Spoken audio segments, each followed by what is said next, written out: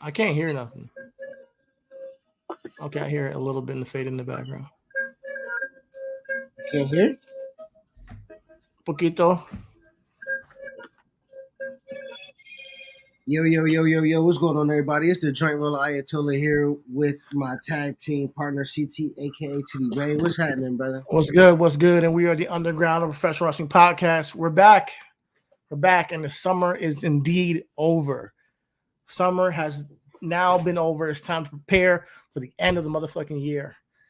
Isn't it crazy how fast things go by? We were just here a couple of months ago talking about how who's going to compete against Roman Reigns for WrestleMania, and here we are talking about Roman Reigns' return at SummerSlam. It's just things go by so quick, and now we're here seeing the destruction of the Bloodline once again, Civil War once again, and we're now going to see Cody Rhodes versus Solo. We've seen the Judgment Day breakdown. A lot has changed over the year. So we're going to get into a little bit of conversation on what's been taking place with that. A short conversation on AEW because we're not too interested in talking about that this week. And we'll talk about a short topic, a fun little topic I have about John Cena, just giving our top 5 guys on who we want to see him compete in over his last run. I'm not sure where Chris just disappeared to. So let me just get this split screen off my face. But yeah, we're talking about the week that was in professional wrestling. If you guys don't know, we do have a Twitter, YouTube, Reasonable Wrestling Podcast, and we're on TikTok even. So definitely hop on there, RW Podcast 1 on Twitter, and basically Reasonable Wrestling Podcast anywhere else you get your podcast, anywhere else you see us, TikTok, Instagram, YouTube, Facebook, all that good stuff, all the medias of socialness. I think we got him back. Yo, yo, yo. What's up, What's man? up? What's up, man? We have some technical difficulties, but we I here. don't We know. here. I don't know what's going on right now, brother. This shit going crazy. This shit going retarded right now, blood. Oh my God! Usually things never go easy with us, but here we are. Yeah. So we're here to talk about the week that was in professional wrestling. Let's kick off with SummerSlam since we didn't get a chance to cover that last week. I was away doing some spiritual healing. Trying to get centered and shit. I recommend it to anybody. Sometimes you need a mental health day or mental health week sometimes. But here we are talking about SummerSlam. And my takes away from that, his takes away from that. I was just talking to him before we got on the pod about how SummerSlam to me feels like not as big as WrestleMania, but as a second day WrestleMania of the year. It seems like a refresher. It seems like another start. Although it's like the halfway point to me on the arc of a year-long story they do with WWE. It does feel like a refreshing new beginning in a sense. We had 4 new champions, I believe. That's LA Knight, Gunther, Naya, and who am I missing? Braun Braun Breaker. and Yeah, Gunther. I said Gunther. I said Okay. LA Knight. I like Gunther, Naya, and now Braun Breaker. Yeah. So I feel like that was a fresher in its own right. We see the new Judgment Day forming, and we see the return of Roman Reigns to start this new story with the Bloodline, or new old story, if you want to call it. But Bloodline story been going on for like 4 years now, but the continuation of this next leg of what they're telling with the Bloodline. So yeah, I felt like this was a refresher. And the night of the Monday Night Raw this past week kind of felt like a Raw after Mania in a sense to me, because there were so many big moments and things that felt fresh and new. For instance, the massive push of a Bronson Reed we're seeing taking out Seth Rollins. They used to do that after WrestleMania back in the day. Somebody you see just come out the blue and take it to the next level. The debut of Odyssey Jones after like 2 years of being on the main roster. Finally, Odyssey Jones appears. They usually do that on the Raw after Mania where we get a debut or something. So this felt they tackled that episode how they would have tackled the Raw after Mania in a sense, and like a rebooting of a lot of storylines and where they're going for the rest of this half of the year till we lead to the next WrestleMania. So yeah, that's what I was saying. And Chris, you had your own takes on that, so I'm gonna let you speak. No, I mean realistically, only thing that I was just gonna comment about or speak on or state, I guess, in any capacity is this that like SummerSlam, in a sense, it did what it needed to do, but when he was like, it kind of felt like Mania.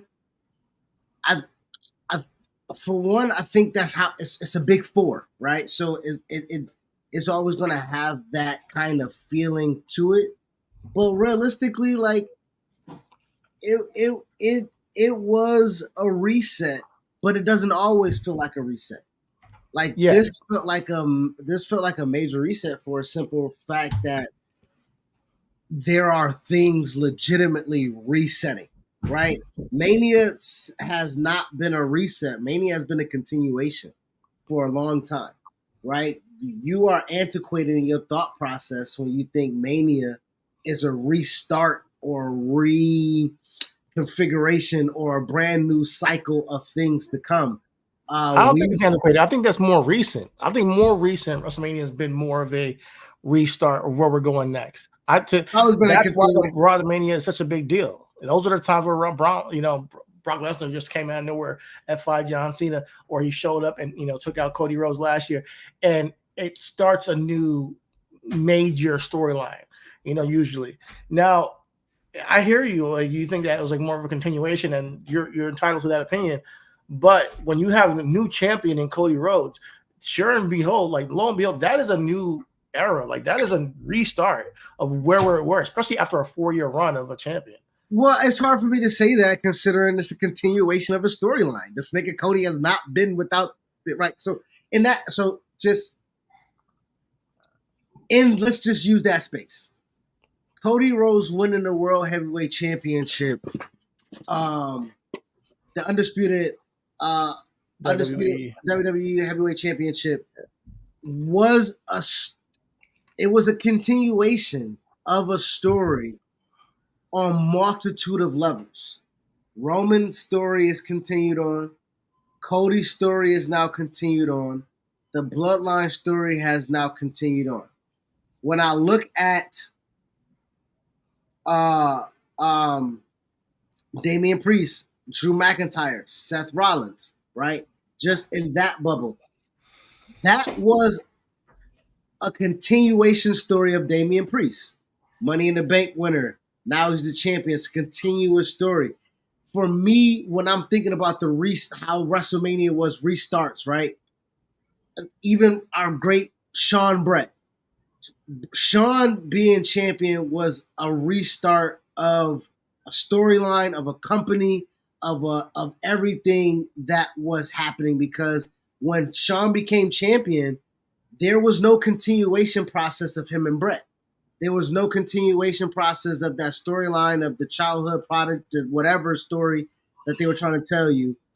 I'm looking back with the Cody story, eerie, a little bit similar with the story that's being told, childhood dream, whatever that Cody likes to tell.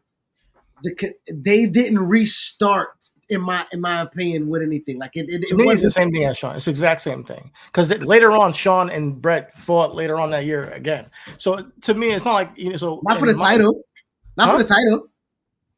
The Montreal Screwjob was later on, right? That was what we're talking about. A whole nother WrestleMania cycle, right? We're talking about because Montreal Screwjob. Maybe I'm mistaken. Because Montreal Screwjob was 97. 97, right? Yeah. Right, and that was November. Was 96.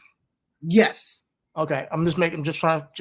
But to me, they're both restarts. To me, when you get a new champion, creatively, you're restarting. And WrestleMania felt that way for me, and so did SummerSlam. SummerSlam felt like a restart, but I get what you mean. It's still a continuation, but you can say that about any era of wrestling. You can say that about any episode, because guess what? It never ends. So it's always a continuation. So you can find a way to say that it's continuing.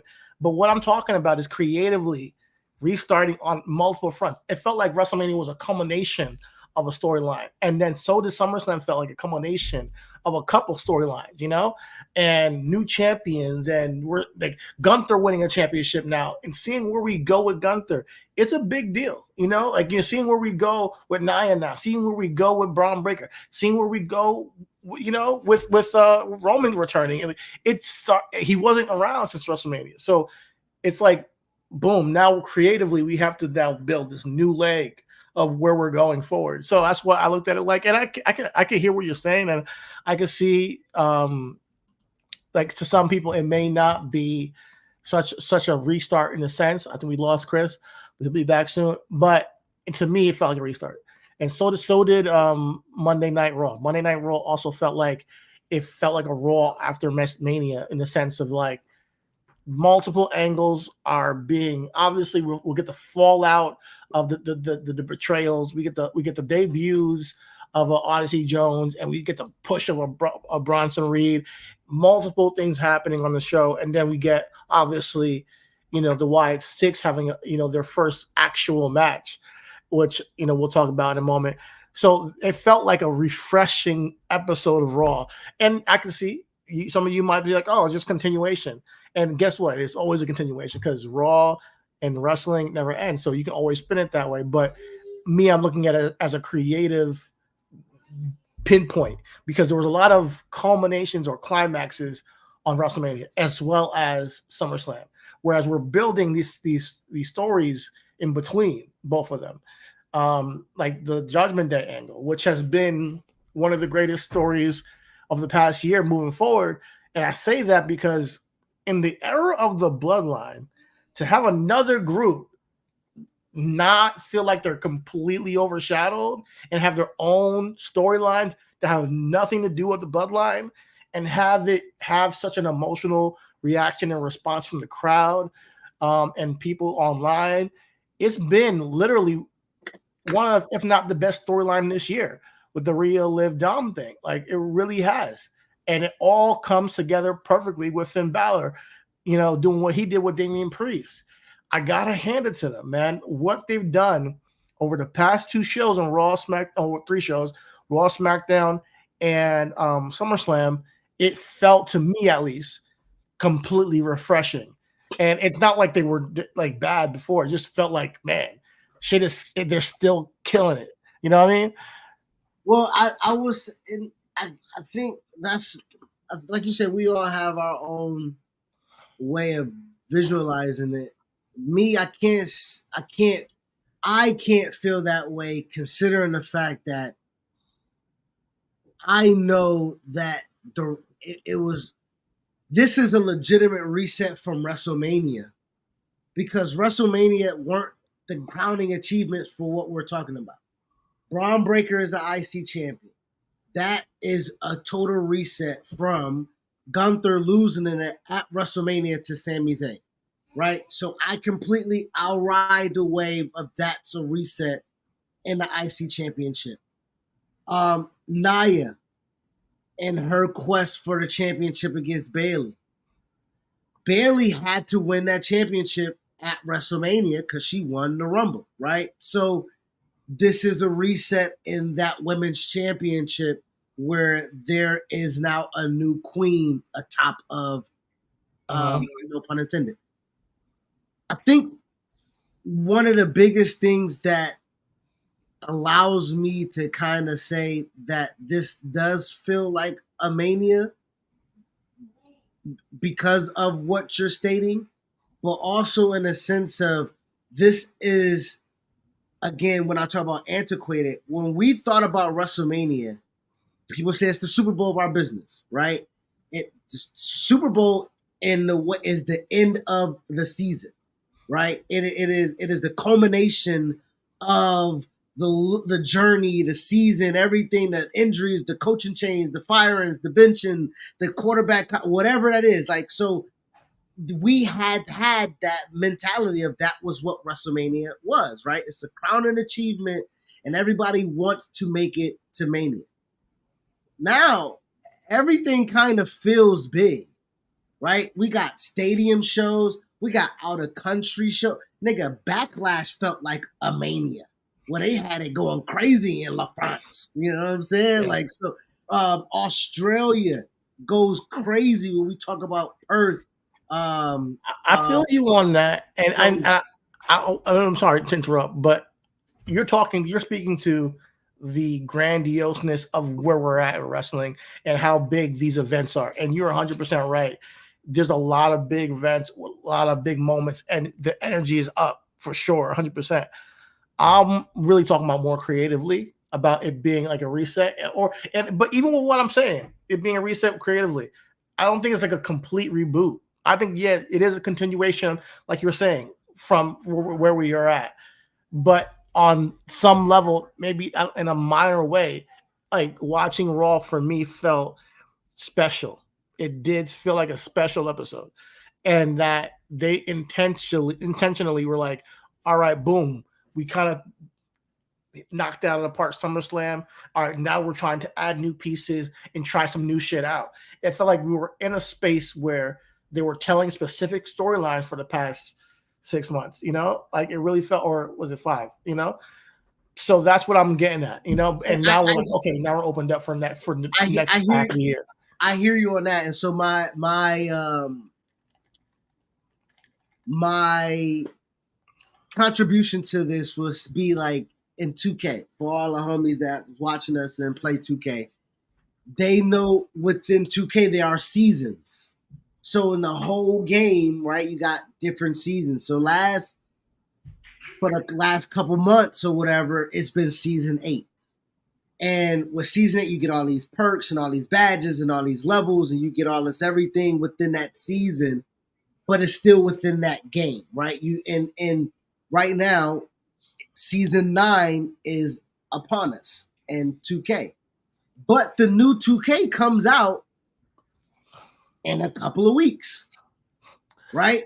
So right now we're like, nigga, I'm not about to spend no money on no upgrade for this new season. They're like, well, if you're not getting this new game, you might wanna get the perks. You're gonna get your money somehow. So I'm looking at WWE end seasons, right? They have a new season coming up in this fall, right? Netflix coming up in a little bit. NXT or CW, SmackDown going to USA. Yeah. So currently, right now, they're giving you the same game, but it's a new perks. There's new season attributes that you can gather right now. Gunther's right now championship reign from now until January will be a new. It will be like a new game, essentially. But it's going to not be a new game until we get into Royal Rumble. That is when I will finally see the seat change and see the puzzle pieces coming together, where I know that we're moving on from one story to another. Right now, I still see the blending of how stories are continued. There's not a lot of periods, right? You see Damian Priest, we spoke about it. Damian Priest and Finn Balor in the Judgment Day.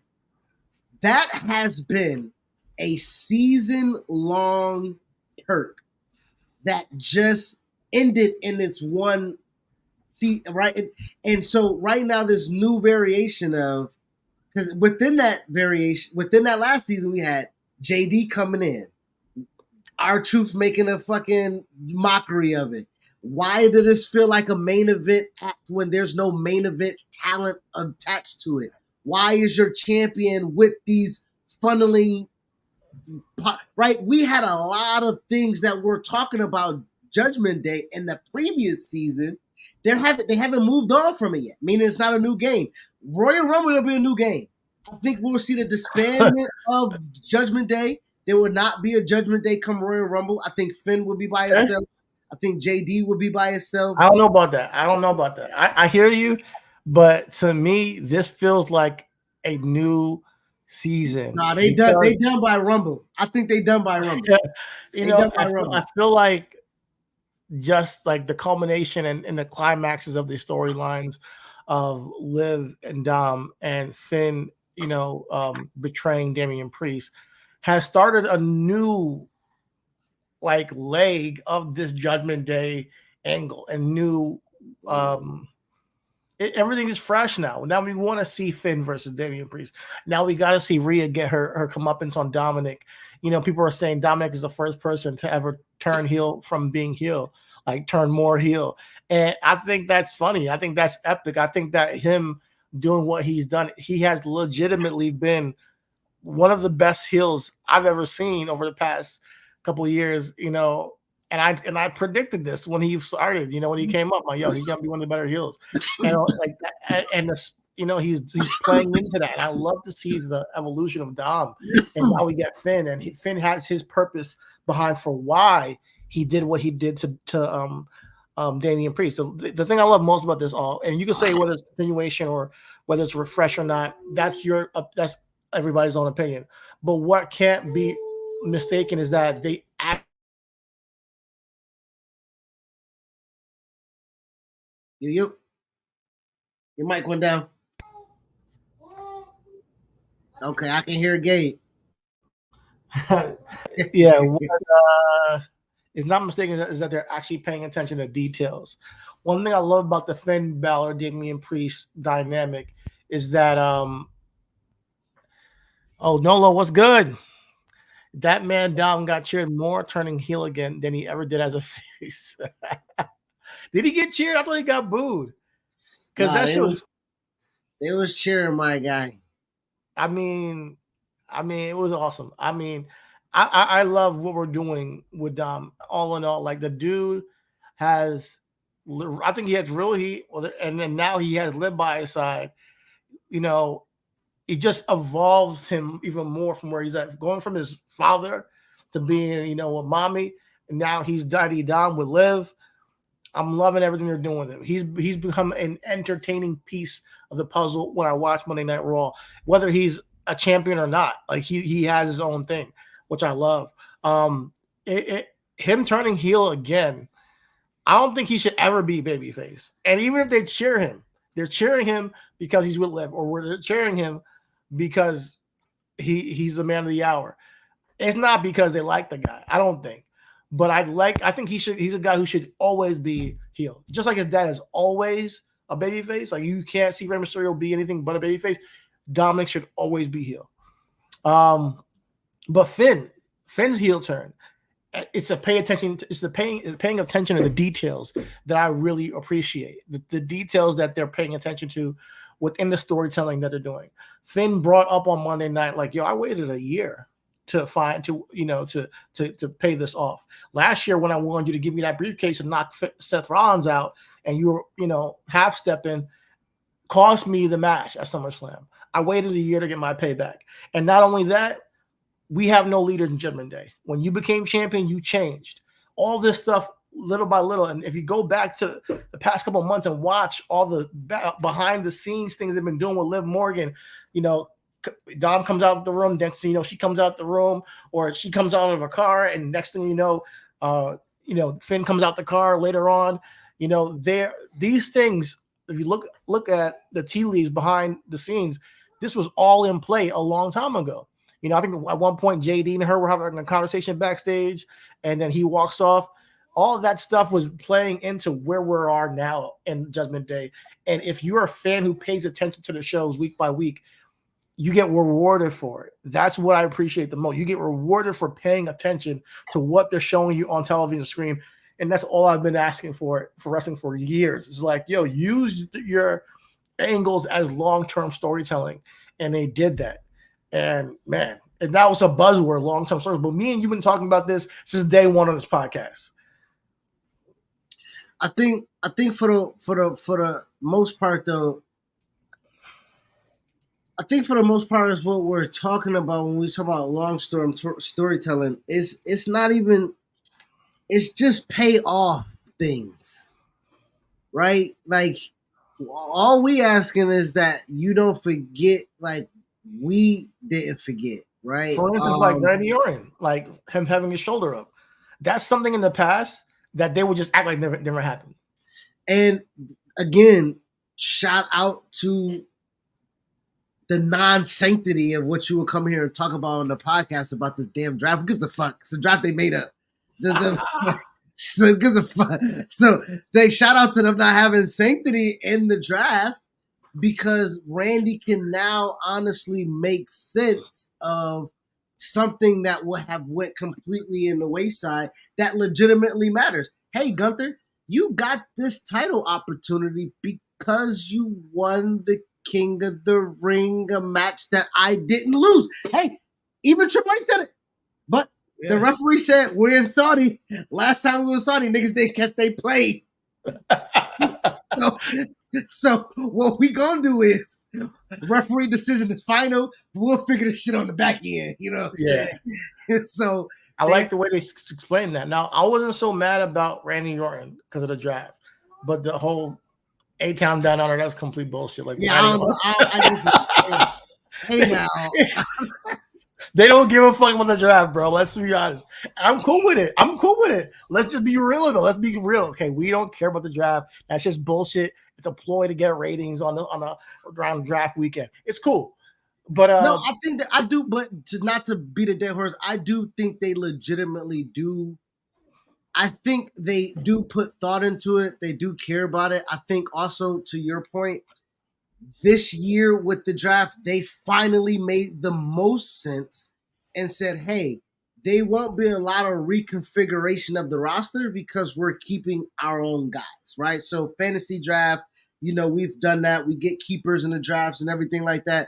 The GM is like, nigga, my champions is the keepers. So I'll waste my fucking draft pick to get Bianca back. Give me Jordan Davis and Quentin every time. No, it's not a fantasy draft. Your ass do not get Quentin Williams in a goddamn draft. Nigga. I need my defensive tackle. Or no, fuck that. Jordan Davis is what your cheating Jordan ass Davis, yeah. I need him every time.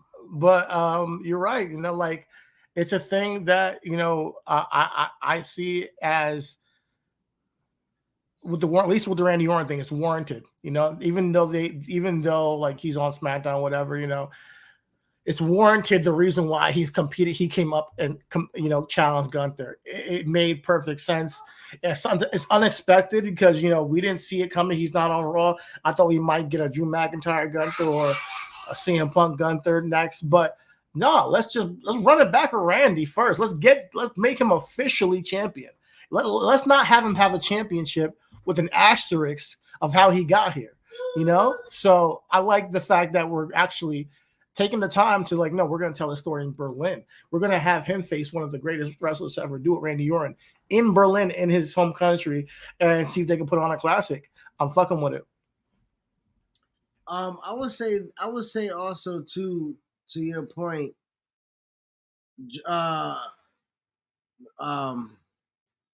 Gunther and Randy Part 2 was necessary because Randy and Gunther were it was like a passing of the torch, essentially. Gunther is a mat technician, and Randy is one of the smoothest, as he stated in his promo, is smooth versus smoother. Because again, Gunther, there's no mismovements in his steps either. There's no clunkiness with his dynamics as far as his size and everything like that. He's super fluid in the ring. Him and Damian Priest had a crazy working big man's match. It was a lot of chops, but it was a lot of work rate stuff within it. I loved the match with him and Damian Priest. I really did. I thought it was one of the better matches of the night, man. And Damian Priest, like I said, he had something to prove. And chip on his shoulder, and Gunther This was Damian's best match as champion. 100%. I agree. This was his best match as champion. And it was no boo-boo job face. You know how they always say, I'm losing my title. I must. A lot of people are pointing to that with the backstage stuff where, she couldn't really keep it together. Like everybody kind of has that tell with them. Damian, we knew he had to lose the title. He had no tail. He came out and was aggressive. I think that was his tail. Now, him losing the championship is the best character development Oh there my was God. ever available You for him. hit it on the head right there. So, like, If you could, if not for what he did on Monday, you saw his promo on Monday. yeah, It's the most authentic Damian I've seen ever. And I said it, I know a couple weeks ago, I was like, he did the best promo he did in his career. But no, on Monday, he upped it again because he's being more and more, I let's see him, he's growing more and more authentic as he goes. That's why I like the first promo, because it felt like he's telling his own story. well, Finally. that's why I also, to your points, feel like everything is a continuation because when he won the championship at Mania, it was like the turn's coming, right? He wasn't able to tell this story on the mic in the group or the situation of where he was at. But we saw in the post conference, like, okay, babyface coming. Yeah. Because yeah. once we see 100%. that is the most authentic Damian. He's a babyface. He's baby. Yeah. He's a babyface. Right now, and in pure wrestling form, you do what you do to if a babyface is not getting over quite because again, he was United States champion. He was on the main roster. He was doing some things. They presented him in a light. He just wasn't really capturing. They turned him heel. He's been heel for a minute now. Yeah. Now that like split angel devil thing before wasn't quite getting it because he had to like just act a certain way each time. You know, it came off, you know, kind of hokey. But also that was Vince too. That was Vince. Yeah, that was Vince 100%. Right? So, but putting him in the Judgment Day is the best thing for him. He's in a group now with Edge, Rhea Ripley. He doesn't got to rely just on himself. Now he gets to develop his character adjacent to other people. And then you kick out Edge.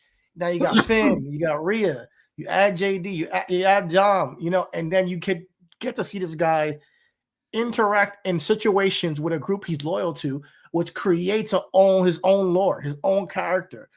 I think sometimes the best thing for a babyface to do is to be a heel in a heel group before they're an actual babyface. It happens time and time again with characters. I think it worked perfectly for Damian because if you feel like he's an authentic babyface, give us a reason to cheer for him when he gets screwed over. That's why. That's why I called you. I called you Cat on the promo that he had with Gunther. Because I don't think you get me, man. I don't think you get what I'm saying with these things. Hold on. The reason why I call hyperbole is because that I knew that was him scratching the surface. I knew that because again, we've also saw Damian. Let's not act like we ain't seen Damian and Finn rip it up in NXT, right?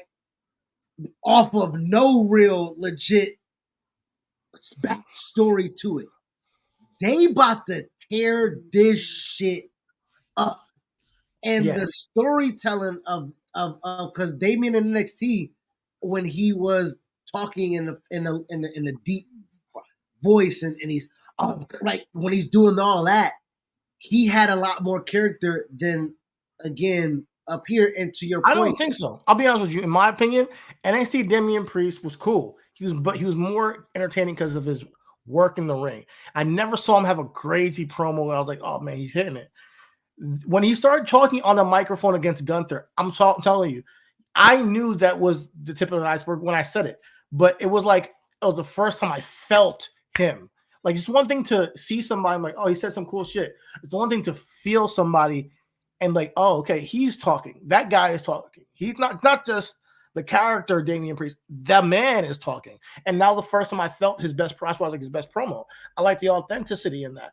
So him doubling down on it after the official letting go of the title, and this week talking his shit as a guy from the Bronx who's been through shit, who's now been screwed over by his brother, so to speak, it felt so much more organic. It felt like he kind of like let go of the jacket of Judgment Day, which I've been saying he needed to do for months. So I wasn't wrong. Like, it just, I'm not saying that that's the best promo he's going to have forever. I'm like, that's the best I've seen him thus far. That's what I meant, No, that's in my opinion, because NXT wasn't it for me. I'll be honest with you. But they can go, yeah, for sure. But I will also say, too, in all of actuality, like Damian at this moment in time will blossom into the biggest potential that he and I think it had to have done with how we view him. Again, I never thought that he wasn't real. I never thought that he wasn't authentic, but I also thought that he was bigger than the group. And that can happen a lot of times when you're bigger than the group. I think Damian had outgrew the group. Also, that's why I think Finn, with this no leader judgment thing, once he drops the tag titles and get back into a singles flow, I think he will benefit from not being in a group while also being able to kind of I think right now, man, we about to get the best out of them too. I think Dom and Liv about to tear it up. I think Dom and Liv is about to tear it up. I think that particular brand of superstar is going to be hot, right? I think Dom and Liv is going to be hot. I think Finn and JD will have to drop the tag titles because Damian's going to be hell bent on getting after Finn. So that frees up the titles on Raw. And I think that we got the Y6 now, great tag teams over there. And then we got the Creed brothers. Now we get new flavor in the tag division over there, which is a great opportunity for new champs. I think that's what I'm telling you. It felt fresh to me. It felt fresh. I'm really excited to see what they do with the Finn and Damian thing. And not to mention, like you're talking about outgrowing the group. We really been outgrew that group. So now we get to see her mommy on her own, doing her own thing. I know that Dominic is about to, get probably Riptide soon. We'll see.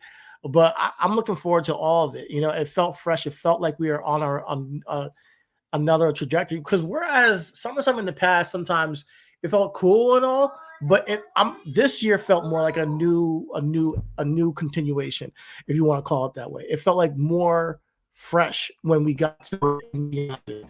Whereas with when it came to like previous SummerSlams, they were fun, but this felt like, man, I gotta watch Monday or I gotta watch Thursday rather than like, oh, cool, man, that was fun.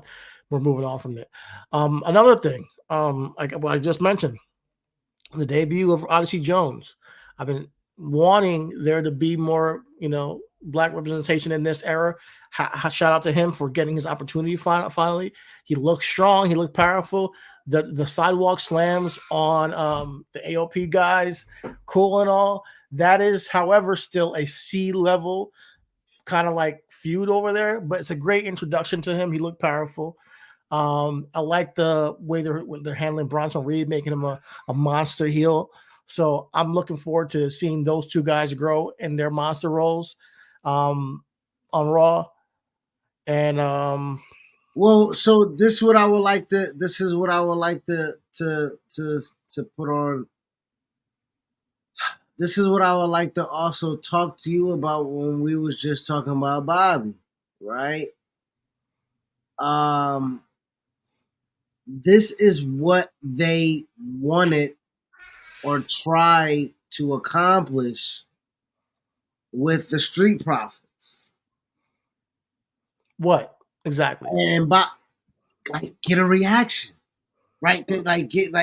You see how we think that Karrion Kross and the Final Testament is a death sentence. If you're like a lot of people, that's how they viewed Bray Wyatt, unfortunately, right? Once you get into a feud with Bray Wyatt, how do we survive with this, right? If we look at people who Karrion Kross has been in the feud with, they struggle. Going back to Drew McIntyre. Drew McIntyre and Karrion Kross, they matches was trash. They program was trash. Drew got a pot belly after the nigga.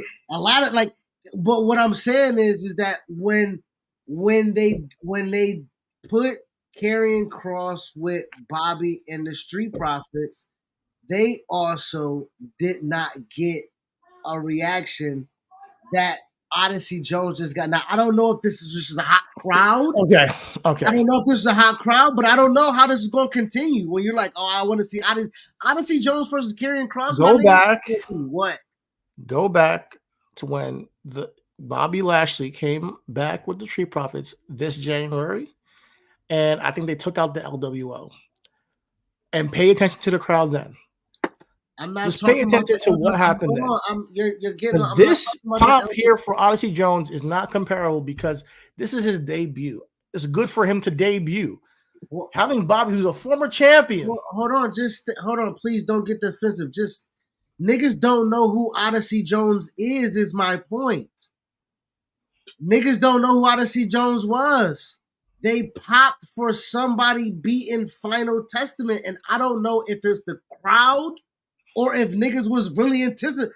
Like, that's what I'm trying to say. So I want to hold off judgment. Let me ask you, were you anticipating Odyssey Jones? What were you feeling? No, I wasn't anticipating Odyssey Jones, but what I am saying is that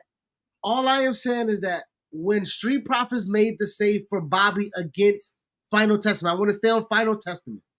When they made the save and everything like that, and B-Fab came out and took Scarlett out the way, and was like, all right, what happens next? That is exactly where I am right now with Odyssey Jones and New Day, because I want to see what happens next. I don't want to get excited like I did previously. Oh yeah, Bobby Lee's the goddamn. I was just giving him props for his debut. Like, I don't know where. I'm curious about what happens next too. Trust and believe. I'm not confident that this is gonna work. Okay, that's what I'm saying. That's what I'm saying. So, listen, I'm the skeptic here. You know that. But speaking of being the skeptic, I was also skeptic about the Wyatt Six, and I know you want to, speak on this because. Well, I was like, the whole thing was, I need to see him in the ring. This could be really hokey with all the imagery. It's great. But they saved these guys for the last match, the main event, for them to go all out. And I got to say, bro, this could work. This could work. I really, really am impressed with how they presented them on Monday. How long it could go, I don't know. But this way of them competing, I still want to see Bo in the ring and how he presents himself now in this character. But I'm really impressed with how they've used the Y6, and it hasn't really missed yet. But I'm very protective off of, using Bray's whole thing. And now we're going to double down on it this year and bring this new group in. So yeah, but at the same time, I got to give them props where props is due. It's worked thus far. And it worked on Monday, even in the match, and seeing the new Dexter Lumis, the new, Joe Gacy and Rowan do their thing in that 6-man tag, it felt right. It felt good. It didn't feel weird. It didn't feel hokey at all. And they weren't wearing the masks, which was great. So I want to see where this thing goes. I thought I was, we spent that good little minute. I'm like, bro, they not going to wrestle in the match. I just want to see what they do in the match. Yo, we argue for 30 minutes about them in the mask. The thing about it is you can't take off a mask and just be Dexter Lumis and take off a mask and just be Joe Gacy. You have to bring an element that's different than what we saw with these guys. And they did. That's what I was really getting at. I wasn't getting at, they're going to wrestle a mask and they're going to have like a big-ass riot mask or a Husky Harris mask. It's really like, am I going to feel like this is a different version of these guys when we've seen them wrestle before? And it did feel like that. It felt like they were possessed to some degree, So I loved it. I think also to your point, man. It's very much. I still haven't watched the documentary. You know what I'm saying? Yeah, me neither. I haven't watched it yet either. I haven't, so. And I don't want to be that weird fan or whatever the case may be. Like Black Sam just did an interview with Big Boy. I don't know if I can pull myself to watch that interview with Black Sam talk about Nip. You know what I'm saying? Because there's going to be a lot of not them. You know what I mean? You know what I mean? Like and I know it's tough. And it is weird because we don't really know the guys personally, but they had an impact on our lives, But I think in their art. but I think even still, like, I don't want I want it to be how I remembered it, right? And even in the flaws of it not being perfect, like we was just talking about it, that you didn't like the Seth feud. Seth talked about it. He didn't like the Seth feud. Listen, I don't want to hear nobody talk. I liked it because we were able to see him again. He was champion again. He moved merch. Like, we know how that. We know the making of the sausage and everything like that a little bit, and we know how that can make you legendary. And at the end of the day, we're talking about it in past tense as it being exactly how I wanted to remember it or embody it or compose of it. Is that like, yo, he's doing some legendary off the wall, I'm throwing paint splashes, that and and a lot of people be like, yo, that's art to you? And Exactly. and we can do that all the time. You know what I'm saying? So to that point, uh I saw the clips, the excerpt of Bo Taylor at the funeral. And I was like, shit, that's all I need to see, nigga. You know what I'm saying? I don't need to see JoJo. I don't need to see the kids. Like, I saw Taylor. And then they told that story on TV, so you can't really essentially run from it. But exactly. You also know within it, there's tapes. There's tape delays. There's tape breaks. There's cut. We production element of it, right? I think this week or in a week or two, we're hitting a year, of him passing. And to me, it's like, man, we're not even a year away from his passing. So it was very much like, how are we going to do this? So the questions I had. It feels like forever. It does. It feels like we're coming up on a multiple year anniversary of this. And that's just how long that has been. So again, seeing and so I know I say I want to be the Jim Cornette of this or whatever the case may be, and I just hear sometimes how he talks about it, and I get it. It's not for everyone. It's not for, but he did a show when Bray passed, and he spoke of him not knowing him, not really liking the work, not really understanding the work, not really getting the work, but knowing work and knowing how people gravitate to work. He was like, well, goddamn, like, this motherfucker gotta be special in some capacity. But then it's kind of like some people don't get why Orange Cassidy is so beloved. He attacked it from a completely unique way, the way of being a wrestler, of being a character, and Bray just made it so out there, So I don't expect people like Jim Cornette or a lot of people to understand why I love the Fiend, why I like the Fiend Red Light or the Red Hell and so around. But not everybody's gonna love it. But to your point, and sorry so much, but to your point, we had a conversation about the Briscoes and the Usos at one point in time, just you and I. Yeah. Hearing how he talked about Jay, again, he has a connection with them boys. He know them boys. He worked with them, but also he knows from work as well. Like, that motherfucker can work. Like, he can work. He can draw some goddamn Jay Briscoe, right? Jay Briscoe. Yes. Yeah. Right. He can draw emotion out of you. He can talk. He can. And I'm just hearing that's Wyndham. That's Bray. Yeah. You know what I'm saying? Like, he can talk you into the door. He can talk you into a program. He can talk you into, liking the baby face. He can talk you into hating the heel. He can do those things as far as, and so we did not have the full runway of what this was going to be. And this was going to be that, right? What we're seeing now, Bray was just going to be attached with it, from my understanding, and I think people will still have had their gripes about it. I think people would 100%. And I'm trying to give it grace because we all missed the guy. I missed his art, so it's just been to be less than a year because it was the 24th of August that he passed. So we're like 2 weeks away for it to be,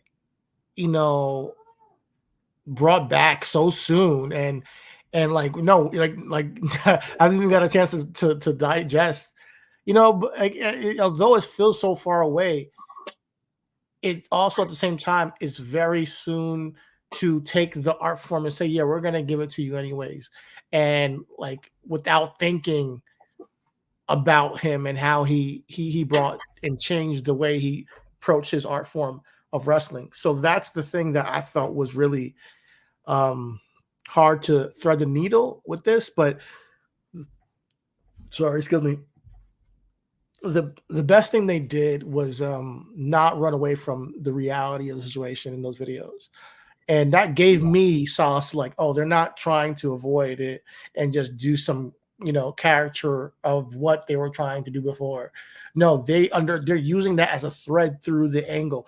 And if they continue that way, I think they can make this. And they also got legitimate people who can pull off the vibe, right? Like, listen, Joe Gacy, he was attached to some things back in, when we was talking about him. I think he's cleared his name enough. Clearly, still got a job. He's a worker. I don't know what you're talking about, but I'm staying as vague as I can around that. Right, you know what I'm saying? Because clearly, the reason why I'm saying is because clearly he's vindicated in a sense to where he's still here, right? Okay.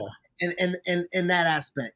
I was just gonna say, like, yeah, he was in Schism, and that gave off like a different kind of vibe, but it clearly can be associated with somebody who can tap into that dark side too, because it's kind of like a cultish kind of thing. Dexter Lumis. Dexter Lumis is who we was like, man, this nigga's a serial killer. You know what I'm saying? Like playing off of the character of right, but he does that very well. He's a good. Nikki Cross is a really from Sanity, right? The Eric Ron, who's OG, right? They have really great casting, right? We're talking for a movie, and I think that's another thing that it throws off purists of like Cornette and everything like that, to how that is just shoehorned in. But also, this is not just a wrestling show, old man. You know what I'm saying? Like, this is a television production. You know what you dig what I'm saying? So if I want to throw some spooky motherfucking shit, you damn right. Because guess what? I got a partnership with USA, and we just did Chucky for the past 4 years, my nigga. So we do spooky shit all the time if you haven't been paying attention. You know what I mean? So we just had that match that you hate with the Miz and the zombies all across the shit like that. You know what I'm saying? Why do we gotta keep bringing that up? But all in all, like they did their thing on Monday. I'm willing to see where the Wide Six continues, where it goes, and I'm gonna be patient and watch it. I like the fact that we have a new tag team, like when Joe Gacy and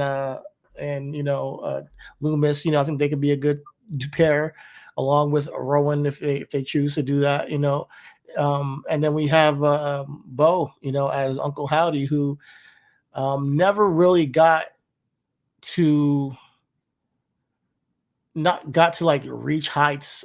Like he was in the Social Outcast at one point, right?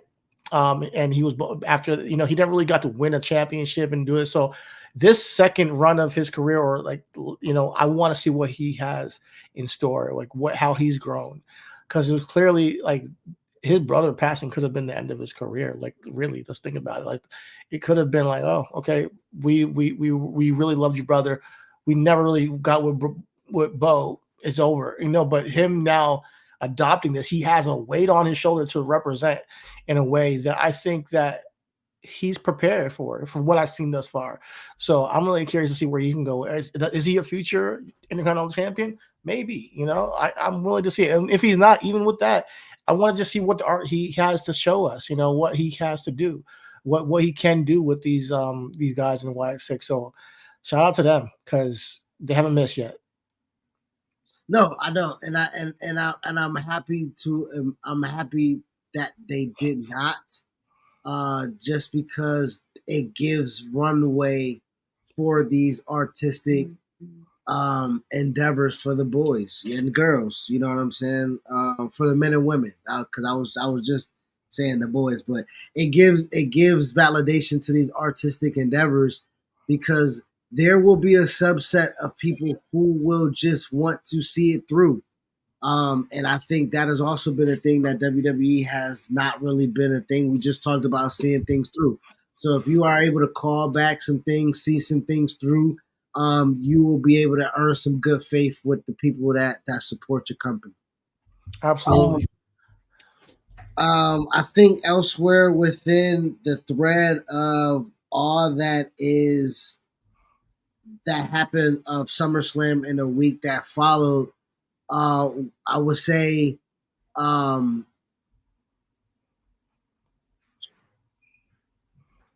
returning, right, before we do anything else. Roman returning at SummerSlam, again, something we kind of predicted, called for, needed, right? Also, I don't know why the title change of the tag team titles on SmackDown if you're going to do an injury angle with Jacob. I don't think it's an angle. I think he really got fucked up. I think Jacob Fatu legitimately. I think it's an angle. You there, brother? I think they're working this. And the reason why I can't hear you, but the reason why I would say that is because that gives Jacob plausible deniability as why he ain't coming to the ring to face Roman. You know what I'm saying? I think Roman and Jacob standing across from one another, I think they can't have that right now. So you just don't have the motherfucker stand. Here's the thing I want to say about this. Oh wait, you hear me? Yeah, I can hear you. All right, Jacob Fatu, I think he got really fucked up. That's my opinion. Maybe it's a work, but I want to talk about something that I heard this week. I'm not sure if you saw. Rikishi has a platform. He has a podcast, and he's like, "Oh, the best you can do with Jey Uso is him trying to get with Rhea or Mommy. Oh, don't trying to ruin his marriage and all that stuff. I hope you're not gonna have him kissing on the mouth and all this bullshit." Listen, and he's like, "Oh, we've been dealing with this. People are tired of the bloodline, but we've been dealing with this for 40 years or whatever, forever." He's mad about the booking of Jey Uso. I gotta say, bro, your sons should never complain about their booking. Solo is in the World Heavyweight WWE Championship match SummerSlam. Jay was in the championship match last SummerSlam. Both of these guys have yet to prove that they're main eventers. Let's put it that way.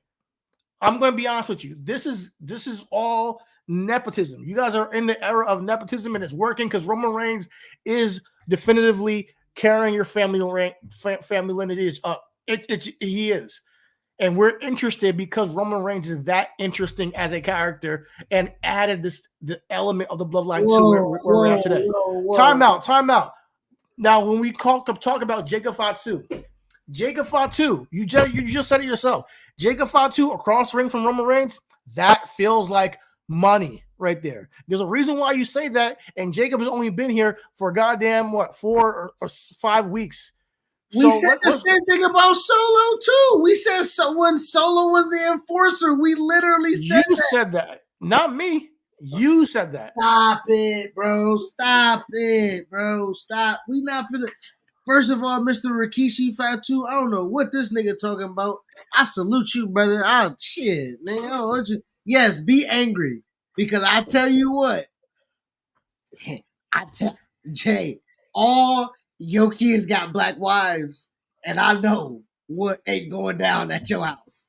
over it. No, Listen, I love Rikishi. no, But I even need Jay him to Uso was I like, need Dad, chill hold out. on. I Just need watch the him. show and chill out. I Even need Jay him. was like, chill out.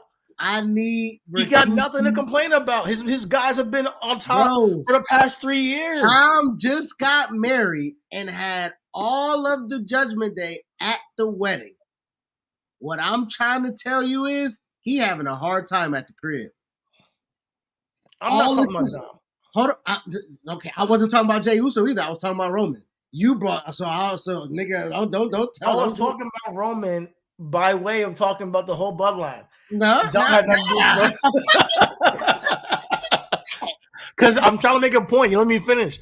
I'm trying to make a point that to your point, Jacob Fatu and Roman Reigns feels like the match, right? Am I wrong? But we're gonna get Solo versus Roman. It's gonna be that. But that's also the match, bro. I don't know what you talking about or what amnesia you done took, nigga. Nigga, when Solo picked up that Apollo, and how do you say that? That when he picked it up and he had it, and he was looking at that shit like that before he fucking handed it over to Roman, we was like, oh yeah, nigga. Nigga, what you mean? Roman and Solo is him. Listen, I like Solo a lot. I think he's done a great job in the role he's in. But I want to be clear about something. There is no way, and we'll come back on this. I do not see Solo Sikoa or Jey Uso becoming a WWE or World Heavyweight Champion in the next 2 years or 3 years. I don't see it happening. I don't see any way for that to happen. They are great talent, and I think they see them as great talent.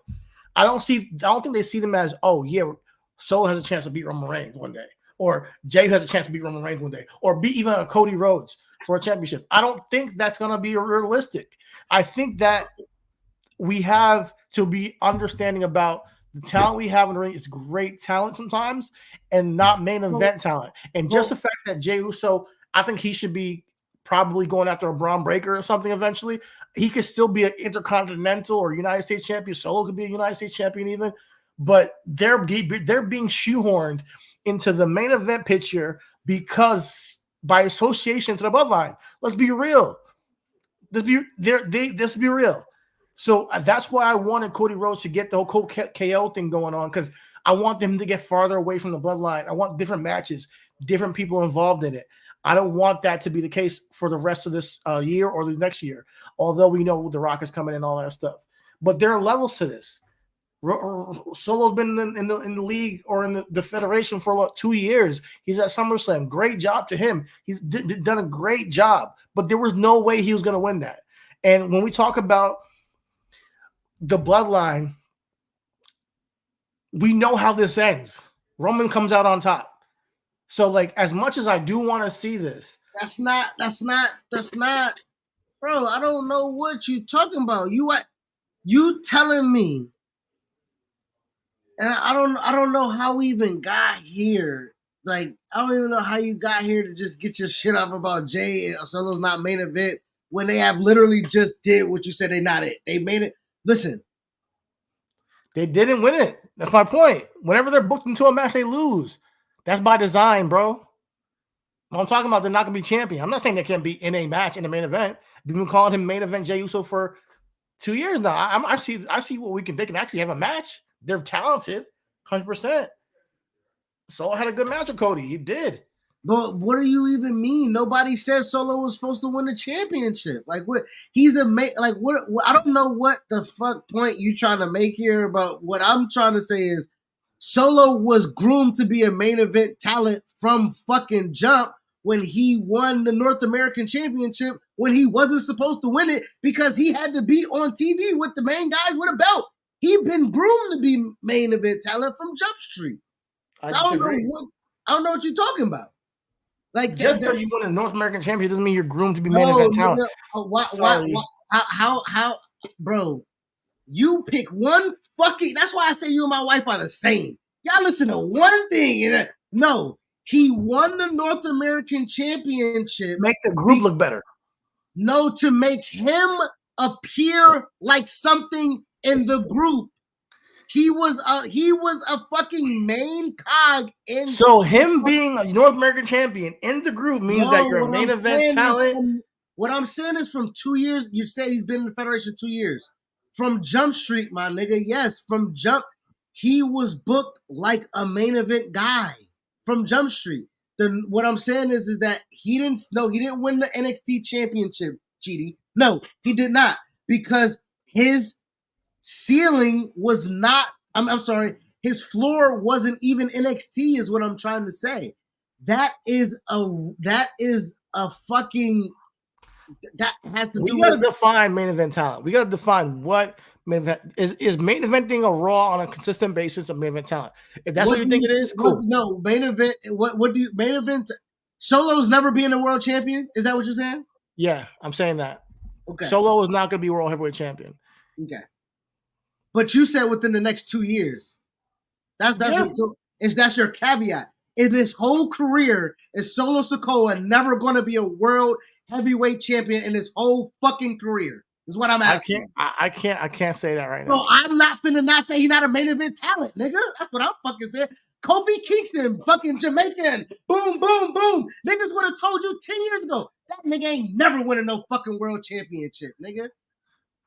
And you can do what all you say in the vlogs and the forums and I said Kofi, I said he was a world. You can say all that shit you want, but it will be niggas that will say, I saw that bare chest Jamaican fake accent having ass nigga, and he ain't never gonna be world fucking champion. I'm never gonna say never. I'm never gonna say never about anybody. We've seen, people like, Jack Swagger get it. We've seen freaking David Arquette and WCW get a championship. Obviously, WCW is a different story. But I'm never going to say never by anybody, to anybody. What I'm going to say is, as we stand here right now, we have Jey Uso been in main event matches. We've seen Solo be in main event matches for a World Heavyweight Championship that we knew they're going to lose in the same year. So I don't want to hear their father talking about them being their usage on television, because we both know that they weren't going to win those matches. But now moving over to Jacob Fatu. Hold on. Stay right there, because you brought this here for no apparent reason. He wasn't talking about the utilization of Jey Uso. He was talking about the storyline, how he didn't want the storyline to. That's why I brought up Dominic. He didn't want that fucking mess shit to be attached to his son, which would then fuck up shit at the crib. That was it ain't about the positioning, because he know Jay is in a position he never was, with the face paint attached to his brother, tag team champ. He making money, he selling merch, he being in fucking segments, multiple segments, threads throughout the show. He knows the business. Also, his son is a grown-ass man who's agreeing to the segment, like, yeah, is mommy free? I'm going to call her. He's doing all that stuff. So at the end of the day, I hear him, and I stand corrected if that's what he meant. That's all he meant, because he said the best thing they have for him is that, almost as if he's not doing nothing. That's what I heard. He's like, I will agree. Jey Uso has said that his focus was gold, and it's not that right now. So to Rikishi's point, to Papa Fatu's point, I can see that's the best. Sammy's throwing out fucking championship matches. Jay couldn't say, "Hey, homie, Intercontinental Champion has always been my joint." Why can't hold on? Okay, you cut me off at the legs, then fuck it, you got it. All right, I said no. Listen. He couldn't, because we had Braun Breaker going. We can't push him and Braun at the same time. No, but what I'm saying is that they had a storyline of Ilya Dragunov being attached to the Intercontinental Championship as well, and losing as well. Jay could have been Ilya, or they could have made it a fatal 4-way, or whatever the case may be. Jay's attention should not be at bitches. It should be at championships, because he has not won a solo championship yet. And that is what Papa Fatu's talking about. You out here chasing ass, and your wife is probably watching the show like, they creating championships, nigga. You can't go get one of them. You got to go get a bitch. You got to go chase mommy with the ass chaps and the motherfucking titties out. Let's be real. Let's talk plain. Yeet right now is a great catchphrase, but he's playing as a joke character. Like, he's just a fun-loving character. That's true. He ain't a serious character. All is available for main event Jey Uso. is him taking over our true fucking segments. All right, let's move on. Let's move on. Anyways, bro, there's a championship right now that he could have been after when Money in the Bank happened. Why was Rhea Ripley his focus? There was I hear him. And as a father, I get it because he's taking it, but he should know the business is the business. Rikishi did things in the ring that he probably wouldn't have done in real life. Like, come on, let's be real. It's he knows the business, bro. It's not real. I'm not. Okay. You can say it's not real, but to my point, nigga, before you cut me off, Dominic and Liv are real kissing, motherfucker. That's Jay is not, and neither did Rhea Ripley. She didn't real kiss with Dom for a year, so relax. Again, the point of the matter is why you chasing ass at work, nigga? You at work. Why are you chasing ass at work? It's mommy. Come on now. Okay. And it's not Jay. I want that nigga John. It's not John Fat. It's not John Fatu. It's not John Fatu doing this. It's his Jay Uso doing this. So that's all I'm trying to say. I can tell you right now who ain't chasing after mommy. It's Jimmy. I can tell you. Nigga, his wife back in the fold, nigga. She back traveling. Now he probably could have did it at TNA when she was in TNA. But I can tell you who not looking at mommy or anybody else, nigga. Okay. I mean, hey man, you got my have a point there. But yeah, it's not Joshua Fatu chasing after mommy. It's Jay Uso. Let's just relax a little bit. All right. Listen. That nigga real name Dominic, his real last name Mysterio. That's what I'm trying to tell you. His real name is not Mysterio. His last name is not Mysterio. Yeah. That's not his real last name. They made that shit. Come on now. But hey man, Dominic he's a player, man. He might be able to get that shit off. That's true. He might be just on screen. Get that shit off. He might be able to get that shit off, man. To each his own. Everybody is different. Everybody got different game. But now shout out to Rikishi. Love the podcast he's on. I just had to talk about that real quick. I heard that I was like, come on, bro. Like your kids have been in the championship picture. They can take a month off and like chase the match for a little bit and come back to it later. Just relax. That's how I looked at it. But I hear him. I mean, hey, he's not. I think he's got to relax. He knows how the business is. That's true. I do feel his point, nigga, because my wife call my daddy sometimes, nigga. Like, what the fuck you call my dad for? You know what I'm saying? So I know. Yeah, Jay was like, "Yo, Dad, just chill and watch the product. Watch the TV. Stop talking." Yeah. But yeah, going back to Roman and Solo, man, I like where they're going with it.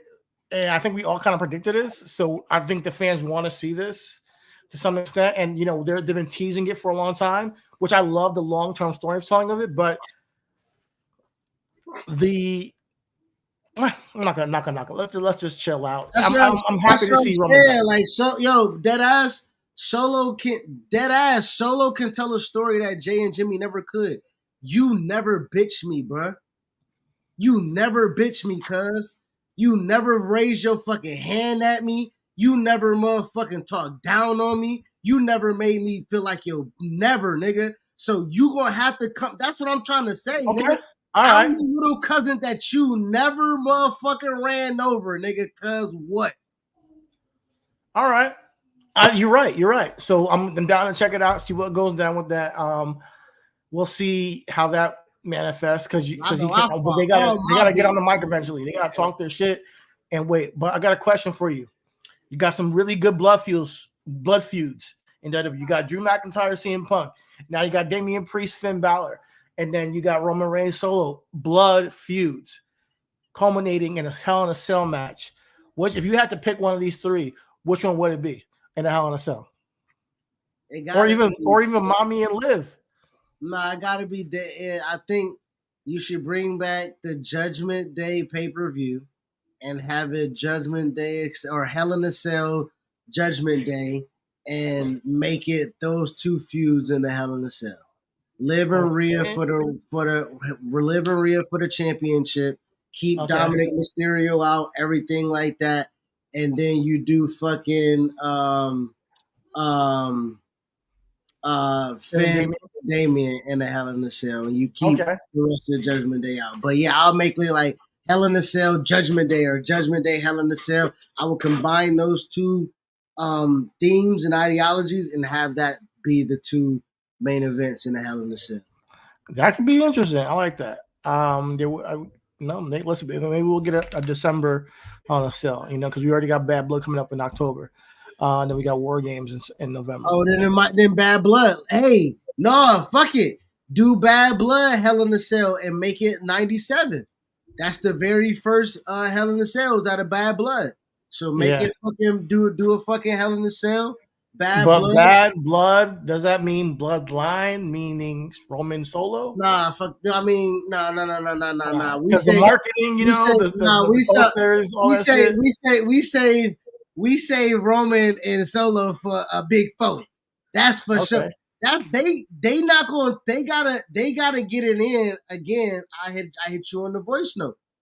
I say it gotta be War Games. War Games gotta be Roman, Cody, KO, Randy against Tama, Jacob, Solo. And you get by right now, you got the Bash of Berlin, you got Cody and KO, but they're two baby faces. I think Cody's going to win. KO's going to be like, I didn't really want this match. He's going to do the Sammy thing, right? Where he almost wins. Damn, I could have won. The Sammy and Seth Rollins match. You'll make that same type of thing, right? Where Sammy gave his all and lost on a roll up or some shit like that. And he was like, if I just would have committed or something like that. Think you got KO who's not going to want to turn back to the old KO, but in order for him to win the title, he's going to have to. Here's the thing about KO. I don't think KO likes being a charity case to everybody. And I think that's what he's going to sense that, are these people looking at me like a charity case? Oh, just offering me the title. I told you I didn't want it. I told you I didn't deserve it yet. I didn't earn it. That's the thing, though. But that's the point. That's where I think he snaps. That's where I think he snaps after. That's where I think he snaps after War Games. After War Games? Okay. He's waiting all the way to November. He's just going to be chilling until then. No, not chilling. No, he got the title match after he got bashed at Berlin. And he's going to feel like since he lost, he's not going to want to go back to the back of the line. But I think they're going to be like, hey, you lost. You're going to have to go back to the line. Like, man, hey, no, back of the line. No, niggas don't wait. Like, let me get this. I think we're going to have KO have a prize to fight.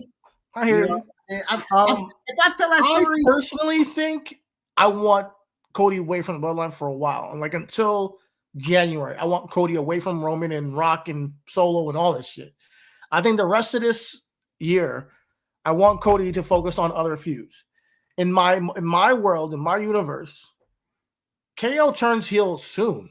Maybe at that match at the end, and he loses by disqualification. We need a War Games match, nigga. Are you not listening? The War Games match, as we mentioned previously, the draft don't matter. It don't give a fuck. Jimmy Uso's still coming back. You gotta go recruit Jay from Raw. Maybe recruit Sammy from Raw. The draft don't fucking matter. They can make it happen. And that's the that is the weird War Games match that people want. And guess what? I want Solo to win that match if it happens. I digress. What's the War Games match? Who's the four? It's the OG Bloodline versus the new Bloodline. It's the OTC with his OG crew and Sammy, Jey Uso, and Jimmy Uso running it back against this new group of Solo, Jacob, Tama, and Tonga. They gotta figure it out. I'm not sure how they're gonna do it, but the draft don't mean shit. Look at Randy Orton. No, it ain't that ain't draft necessarily got anything to do with it. But I think because last year wasn't a draft. Last year it was Drew, Jay, KO, Cody, Seth. I think it was in that match, Against right? Judgment Day, yeah, but that was all on the same brand. Right now, so Sammy and Jay are not on the same brand as SmackDown guys, so that's why I'm saying the draft don't. No, that wasn't the same. No, when the Bloodline did they feud, when it was Bloodline, it was Drew. It was Drew, KO. Damn, now I gotta look at that joint. The one with Sand, the one. Yeah, KO. Well, yeah, that was all SmackDown. That was It was Brawling Brutes. It was the Brawling Brutes and Brawling Drew. Brutes. Yeah, that was all SmackDown. Yeah, Brawling Brutes. Damn, that was trash too. The Brawling Brutes. Don't say that. They had good. They were good. Nah, they was trash. Thinking about that War Games match, I don't know how we got so up for the Brawling Brutes, nigga. No, Pete did this thing. I remember that. He did like a. He had a spot. I forget the exact spot, but he did this thing. You know, Pete Dunne's doing this thing. I don't like Trick Williams losing Pete Dunne randomly on, but I'm a fan of Pete Dunne. I don't know why they're having Trick lose. Pete Dunne makes no damn sense. But I mean, I'll digress. What I want to wrap this up with real quick Trick do need to lose to Pete Dunne. Oh God, here we go. We'll get to that in a second. What I want to wrap this up with was Cody Rhodes, KO. I want that to happen, and I want KO to snap eventually for being this tragedy case. I don't want him to wait till War Games to do it. I want it to happen sooner than later, and I want to keep Cody Rhodes away from the bloodline until the final boss arrives again. You know, maybe it's Roman versus Cody Rhodes at Royal Rumble, and that's when the final boss arrives. I don't know how we're gonna do it, but we gotta get that guy back and wrap up what we started past WrestleMania. Moving unless you have anything to say, we can move. Oh yeah, last two things. Congratulations to LA Knight. Really happy for his run, and congratulations to Braun Breaker as well. I think these are both incredible mid card champions right now with what they produced thus far on the mic and in the ring. These guys are killing it. And shout out to Logan Paul. Like the match was another great match, one of the best matches of the night. That's all. Yeah, Logan Paul, he can wrestle, but stay off Twitter. I don't need to hear your opinions on it. I don't know what he said, but I'm pretty sure we don't need to hear it. Yeah. Moving on, Trick Williams. No, you shouldn't be losing to Pete Dunne. I'm sorry. Why? Trick Williams is one of those guys I see in NXT. Along with Obafemi, who I feel like has it all, and they're kind of like the top tier guys in NXT. So Trick can't lose ever. Not lose ever, but it kind of did. It kind of felt weird that you lose the championship by getting cheated out of it, and now you've lost a couple of matches now to talent, especially a Pete Dunne, who's not. He's in a feud on the main roster with Sheamus. Are we doing a feud with Pete Dunne now? Like, why are we doing this? I'll stay tuned. Don't get me wrong. I'm questioning how they protect people. Put it that way. And I don't think that they're protecting Trick after losing the championship in the way that he did. He got screwed. How did he get screwed? So it was a fatal 4-way, and he hit the trick shot on Ethan Page. He fell onto Javon Evans. Shawn Spears drags him out the ring and holds on to him while Ethan Page is on Javon Evans and just got, accidentally won the championship, basically. So he's like it looks like he's a kind of a paper champion. Like, you didn't win this but what's wrong? Go ahead, talk your shit. Bro, he lost the title. So what? What the fuck are we talking? He lost the title and then lost the match to fucking, okay, I get Pete Dunne, but he hasn't really done much, but he getting back in the form of who he is, and who he is a fucking monster. Can Trick see Pete Dunne real shit, though? If we talking real shit. Pete Dunne outside of what the fuck he been. who we know that nigga can be, is Trixie and Pete Dunne. No. What? No. Pete Dunne don't even talk. Hold on. I'm saying legitimately, like we talking if we had not who we like, nigga. I'm talking about what it is. Okay. Like we're talking about just in-ring ability. Yeah, Pete Dunne he's that dude. Don't get me wrong. Like, he's that dude. So But you're talking about Trick all-around losing- character, protecting a character who's gonna be one of your mainstays on NXT for the next couple of maybe. But Trick is months. not over Femi, so why are we even putting him in the same category? Because Trick already lost.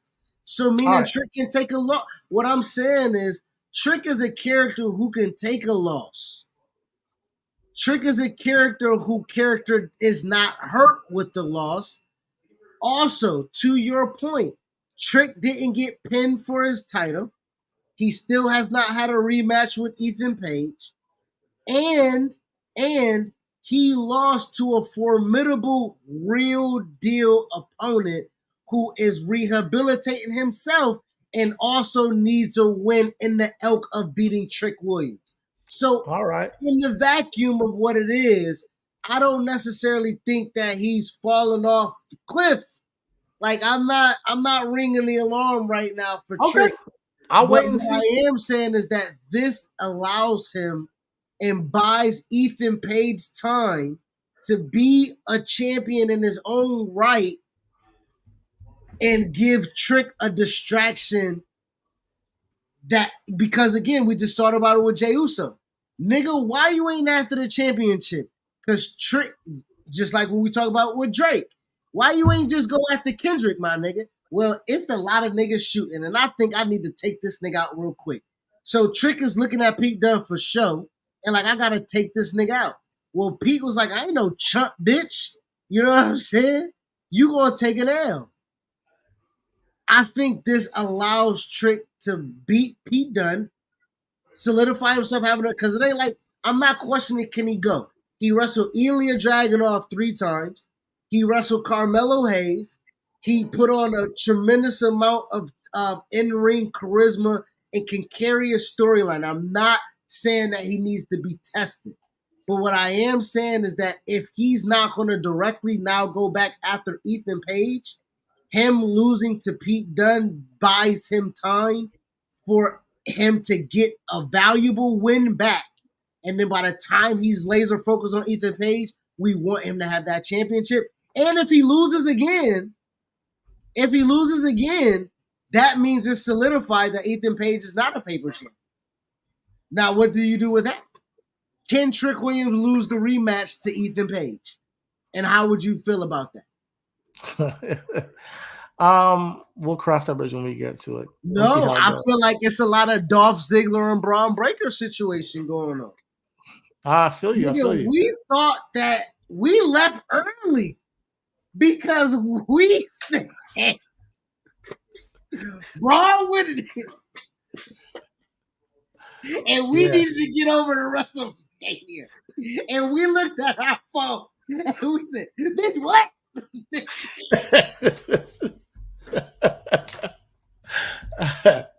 Yeah, man. That was funny. He lost again.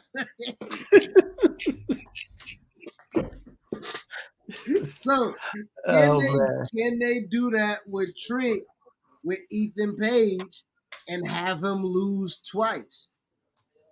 Now, I think the only way that he can lose twice. We'll see. I can't say that right now how I'm going to feel. I got to see how they do it. And I'll talk about it. Ethan needs muscle, though. I think Ethan needs a heater. That could be cool. Can it be Ricky Starks? Nah, Ricky Starks doesn't feel like a heater to me. Not a heater, but can he debut and cost Trick Williams the fucking title? And that's a feud, Trick and Ricky. If nah, he needs some muscle. He needs somebody big. Maybe somebody in the PC that's they can monster. That needs a monster push. But yeah, I'll wait and see with the Trick thing. However, there's something else I'm excited about. Our guy Wesley, man. As far as us knowing the guy personally, he's a great individual, very humble man who we know is like a real life baby face. But seeing the turn he did on his boys and the Rascals this week, I'm excited to see where he can go with this. More than anything, I'm excited to see how he channels his heelness and where he can take the character. Because, like we said, sometimes the best thing for a babyface is to be a heel for a little bit and then come back. And I think the character needs a little bit of refreshing after the losses to Oba and being a great North American champion. Now we get to see him kind of let the reins off, because I think being a babyface is a little bit restrictive sometimes. So now with being a heel, it's like a little bit easier to present yourself. I'm curious to see what he does. I'm really curious to see how he tackles this task of changing his entire gimmick, or how he presents himself out there. Well, I think we pretty much saw a glimpse of it when he turned. You left me. Nigga, you left me. And bro, they just won the tag titles. Right? They had literally just won the championships. They had a plan in place to rock it on them. And yeah, man. I'm happy for him, because I think it was when the Rascals came back. Sorry, I meant to cut you off, but you have something to say? No. Go ahead. I'm happy for him, because when the Rascals, he was about to he's like, I don't know what to do, and they came and they picked the Spears back up, and I'm like, oh, cool, the Rascals are back. It seemed like a fun thing, because that's his boys from Impact, and it's cool to see them back together and the reunion and all that stuff. But I think he's come so far as a performer on his own that it kind of felt a little bit to me like a step back, maybe a step back to go forward again. But I was like, all right, he's back in the tag team, he's back in the group, cool, doing the Rascal thing, which is cool and all. But he's just super talented to have, like, as a single star. I think he has it all. So I'm like, oh, maybe he'll do this for a little while, but I'm happy that he turned on them so quickly. I really do want to see where he goes with this as a heel character. I'm really excited to see what he can do as a heel character, because I don't think we have seen even close to what he can do as a performer, and he's super talented. So character-wise, there's a lot of room, and there's a lot of room to grow as a heel. There's a lot of matches. Now you can do certain things to get, like, the heat and get over and get and sneakily win and get championships and cheat. And I'm going to see what he does. With it. So I think this is good for the NXT roster as a whole, who we're going to see a new version of Wesley down there, because it's like when I talk about revitalization and brand new and things feel like refreshed, he has a whole another couple of months to like really build something that changes the entire dynamic of his time in NXT and what he's remembered for. Sorry, 1 second. Go ahead. I think to your point though, I think to your point, Wes character development into this realm of breaking out of the baby face, right? Or being a fan favorite per se. I think this expands his ability to I think it expands his ability to diversify his storytelling, right? Because he might not even be a legit heel, right? He might be a tweener, right? Like he might, I don't know. Wesley going after Ethan Page might not be a bad thing. I don't really necessarily feel like him completely being a bad guy is the full direction. I don't know anything else with anybody, but like Wes coming out with a leather jacket just does a lot for his character. You feel me? I know that's the Carmelo thing, so can't necessarily do that, but I just feel like Sean was a bad guy when he put niggas through the barbershop thing. Seth was a bad guy when he turns his back on the Shield and hits him with the chair and shit like that. Just not being attached to niggas to be hurt again because you did that one time down already. I don't know. And he can tell that story is just like, yo, I built this callus. You're muted. I don't Go know ahead. about if it's not about being hurt again, but I really think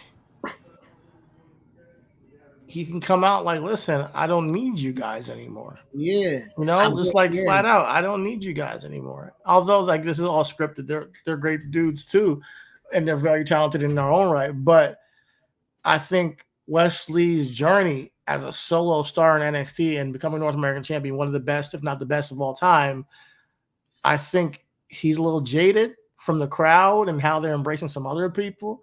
He's a little bit jaded about how he's been presented after and forgotten about after the injury.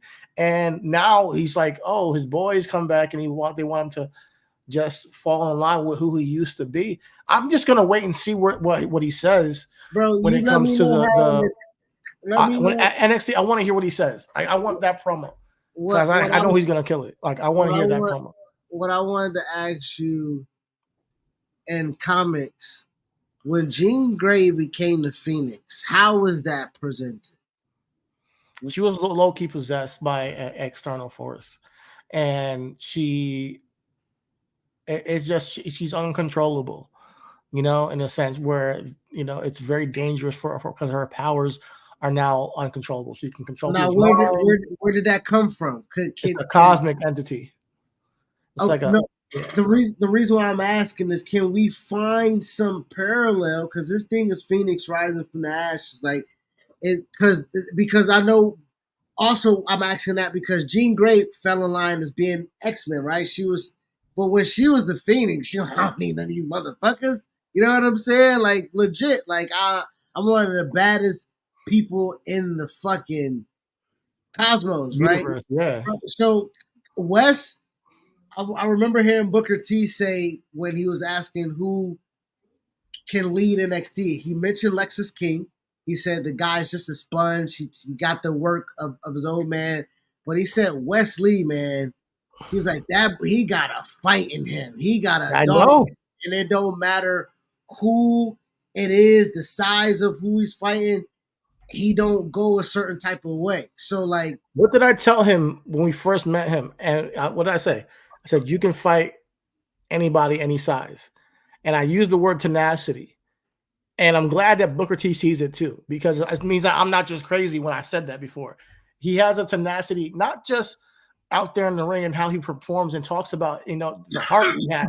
Back to that word heart, the heart he has when he's performing, but how he performs in that ring. Like, the match with Oba Femi was incredible. I loved it. You know, like, that's what I mean. He can go with anybody. So when you talk about leaders of NXT, although, like, we want him to get called up so he, you know, goes and makes the big bucks on the main roster and anything, he is a staple now of NXT. And I'm so happy to say that years later, after, you know, we were like, oh, should he go to AEW or NXT? I'm glad he chose the right place at NXT, because he might be the backbone in a sense, like Johnny used to be. Johnny Gargano was like the backbone of it, you know, and Johnny had his run as a heel too, where he was down there. I want to see him become Wesley is Mr. NXT right now. Yeah, right? exactly. He's Mr. He's taking that mantle from Johnny Gargano. And I do believe that right now he's not only a staple but a linchpin. You feel me? Like, even Oba, right? 100%. Oba had to see what it was like to get in the ring with a legit ring general. You know what I'm saying? And again, Wes bumps for him. He looks great. You know what I'm saying? Told a great story within the ring. Carmelo also had to go see Wesley. You know what I'm saying? Like, Trick Willie at some point. That's why I said, I don't know about this Phoenix character. Maybe he like, yo, I said I would never compete for the NXT championship North American Championship because he lost to Oba. But he looking at Ethan Page as light work. Like light work. And I light work, nigga. And I think that if Wesley could become world champion, a story between Wesley and Trick Williams is already built in the fabric of who, and Trick Williams could try to be like, I'm not who I was when we were, and Wesley can be like, I damn straight who I am with, and they can fight over that title. That shit can be money, my nigga. Nah, I'm just gonna be happy to see him have the freedom to just talk his shit, because that's gonna be incredible. Like I'm really gonna be able to watch his promos because he gave such authentic, vulnerable promos as a babyface that I can't wait to see what it's like as a heel, because the fans are gonna be like, why Wes, why? Because the fans love him. But if he can get the fans to turn on him, like really get them to hate him, oh, it's gonna be fucking brilliant, yo. I love it. So I think it was a good decision. Unexpected ending to NXT, which we're left on a cliffhanger. So I can't wait to watch this week coming up. Anything else on NXT that you want to talk about? No, that's the only thing that kind of draws my attention outside of the women's. Just shout out all of them. All of them. All of them. They're doing great. Moving on, let's just end the podcast with a fun topic of conversation that I teased earlier on. John Cena. John Cena will be doing his farewell tour all 2025. Will be his last year in the professional wrestling industry as a talent. So I got a couple hot topics or just quick questions to ask. Top five guys you want to see John Cena compete against one more time or one time for the first time over the course of this next year. Second question, do you have any desire to see a heel version of him during this time? And third question, should John Cena's storyline be becoming a 17-time worldwide champion, or do you want to see him as champion at all? Do you want to go first, or shall I? I'll get out the way because I'll answer it for those emphatically. No on the heel. Absolutely not. He goes out on top making fucking as much money as possible. I don't know what's wrong with you. Nigga, you know how much merch this nigga about to sell in every arena he go to, nigga? I know, right? That's emphatically no. Nick Khan will slash your throat, nigga. No. Nick Khan sees dollar signs in this next year. Championship, listen. It's either, I don't believe John's ever been Intercontinental Champion. So, to your point, is there a feud that I would like to see him with? Yes. So I don't think he breaks the 17 championships. So follow me. One feud he has to go through is CM Punk. Another feud he has to do is Randy Orton. A third, we just gotta get the match. Him and Cody.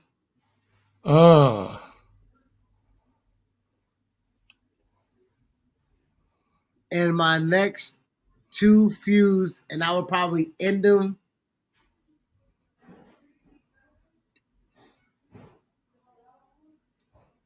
Braun and Sheamus. Okay.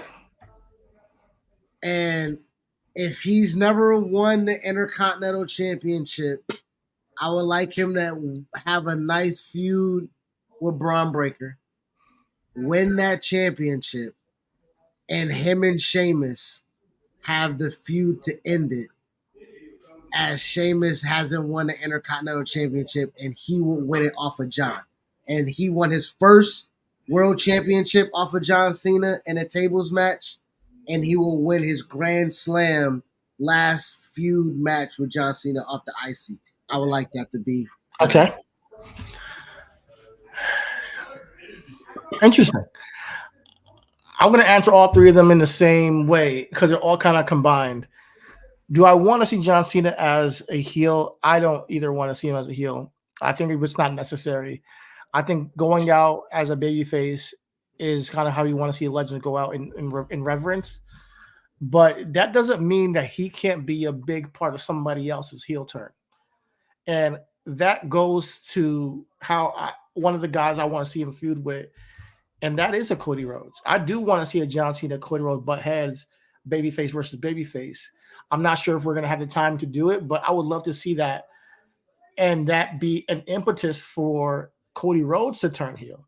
If he ends up losing the crowd to a Roman Reigns coming back, and then on top of that, losing the crowd to a John Cena farewell tour, and he's getting drowned out in the noise of these two big baby faces when he has been fighting every single day, every week as the top baby face and supporting WWE and killing yourself on the live events, staying late, doing autographs, all that stuff for the fans to not show him the respect. Oh no. And if he's going to be the one to say, you know what, John Cena, I'm going to have to retire you and prevent you from being 17-time champion, I'm down for it, and we get to see a true American Nightmare.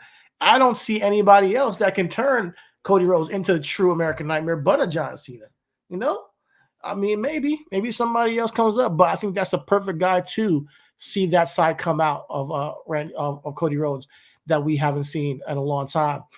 As for who wins, maybe John Cena should become 17-time champion. And that's the way he goes out because he's done so much for the industry to get it to where it is today. And he's one of the best to ever do it. I'm not opposed to him becoming a world champion again and breaking Ric Flair's record. I'm not. I'll be honest with you. It'll be a great moment. It'll be a record breaking, and he's the Tom Brady, Babe Ruth, what do you want to say? He's the guy. He's the guy that they look at as, one of the greats in the Mount Rushmore of wrestling that I wouldn't, and he's such a good guy, and at least from what I see, I don't know the guy, but online and in person, when he meets fans, everything with Make-A-Wish, he's done it the right way, and honorably, and I wouldn't mind him being the guy who will hold the record. So that's one of the feuds. The four other feuds I got to see, you mentioned two of them, CM Punk and Randy Orton. I think one more time, just seeing those guys link up. We all know the history between John Cena and them. I think will be fantastic to rehash that on his farewell tour. And then the two other guys, we need to see him link up with some of the young cats, and that is Braun Breaker and Gunther. Gunther's another one that he can go ahead and compete with for a World Heavyweight Championship, at WrestleMania, see if he can possibly usurp the power of this dominant champion in Gunther. I think that's just that's like a quintessential John Cena matchup. You know what I mean? So yeah, that's what I would do. If that's going to be his last WrestleMania, Gunther and John Cena for the World Heavyweight Championship might be a good look, and see if he can get that 17th reign and break the record. So those are my top fives. I'm probably not going to get to see all that, but those are the ones I would want to see him encounter. I mean, there's also like the Sammys, there's the Seth Rollins, even one more match because they've always had great chemistry. AJ Styles, Shinsuke, there's other people that I would like to see him there are more new, like just one match with Carmelo would be crazy and cool. But I'm not sure we're going to get to see all this, but those are the top five I would give. Cody, Braun Breaker, Gunther, CM Punk, and Randy Orton. Those are the matches I are must see for me. Yeah, I think we had pretty much the same list. You didn't have Gunther on there, did you? Yeah, Sheamus. No, I had Sheamus. Yeah, I'm outside of that. Yeah, I think we had the same list. Yeah. All right. Yeah, man. Damn. Anything else? I know. I hear. That's all. Yeah. That's all I gotta say, man. I think that's it. We will be back. Yo.